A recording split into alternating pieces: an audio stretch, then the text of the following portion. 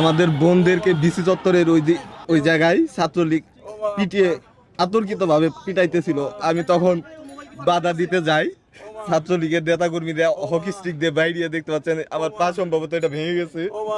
Footpath থেকে মানে যখন সবাই দৌড় মারছিল ওই সময় আমার মাথায় ইট লাগে, তারপরে পড়ে গেছিলাম। পড়ে যায় পরে যখন উঠে দাঁড়াইছিলাম, দাঁড়ানোর পরে আমারে 4 জন ধরছে, ধরে আমারে নিচে ফেলায় লাঠিতে প্রথম মারছে, হাতের এই সাইডে, মাজা এই সাইডে একজন ঘুষি মারছে।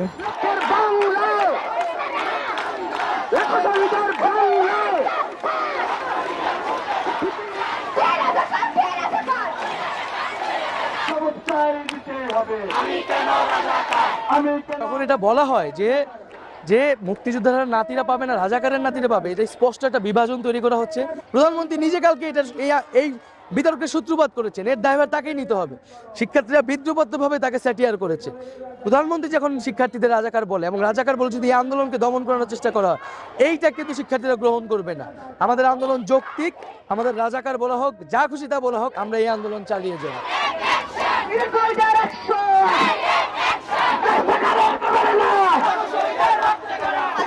রাজাকার আখ্যা দেওয়াটা একদমই অনুচিত হয়েছে।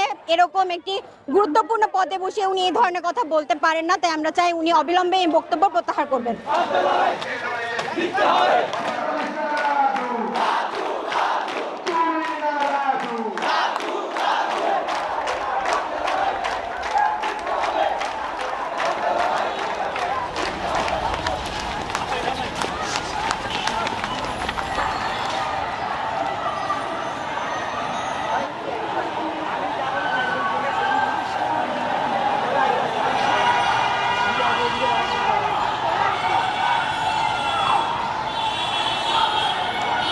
আমরা খুব দাঁত ভাঙ্গা জবাব দিয়ে বলতে চাই যে এই ঘটনা যদি পুনরাবৃত্তি ঘটে, আজকে 5 মিনিটে আমরা বের করে দিচ্ছি, আর প্রতিদিন কিন্তু ঘর থেকে আমরা ধরে নিয়ে আসবো।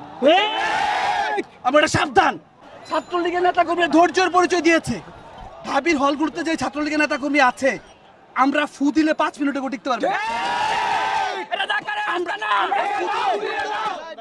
আমরা ফু দিলে 5 মিনিটে ক্যাম্পাসে দাঁড়ানোর কারো সামর্থ্য নাই।